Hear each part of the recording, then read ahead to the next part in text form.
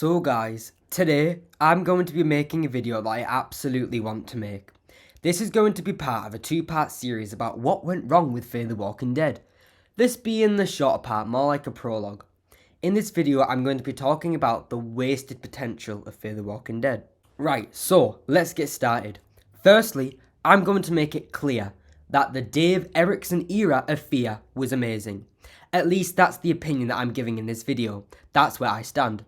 And everything so far after that, seasons 4 through 7, haven't felt the same. And honestly, I know they won't, but besides a couple of characters, the show is something that I just don't get.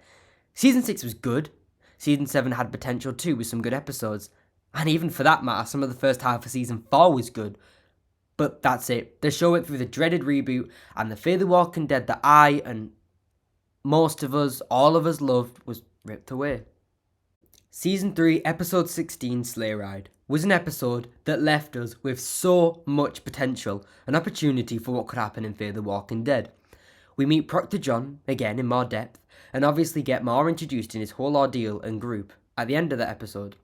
The dam being exploded, how would Proctor John react to that?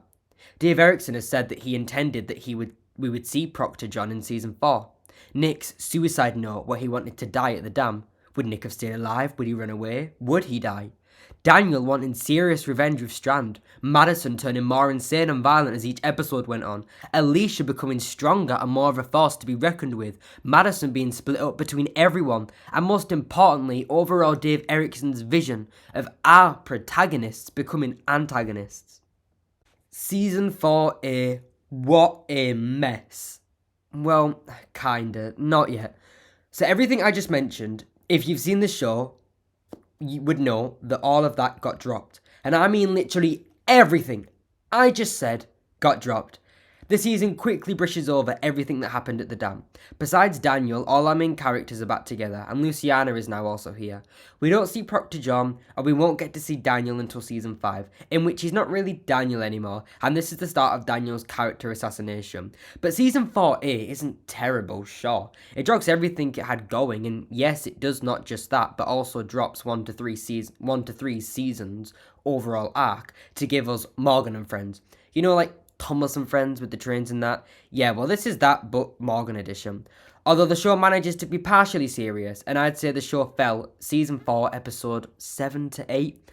I want to get into those in another part of this, and in part 2 of this mini-series, but just know for now that yes, the potential had been gone well before this point. So my main problem is what season 4A did. It lost everything that it had going, and even though the first 7 to 8 episodes weren't overall bad with a couple of good ones, it was still almost lost in what it wanted to be and do for a while, until eventually we got the let's help everyone ordeal. Again, part 2, but that's extremely juxtaposed to what Fear the Walking Dead was supposed to be. Thoughts? Well, yeah. Fear the Walking Dead had loads of potential, and it was ruined after the new writers and showrunners came in. They, however, did have moments to save the series with ideas that even they came up with. But like The Boy Who Cried Wolf, too many weird ideas were done beforehand to make the nuclear explosion, for example, serious. Not only that, but they couldn't even produce their own ideas well. I want to mention a comment that I saw from videos I was watching about the end of season 3 that feels like it has to be mentioned. Spoonful for You said, "This is like the series finale for Dave Erickson's Fear trilogy.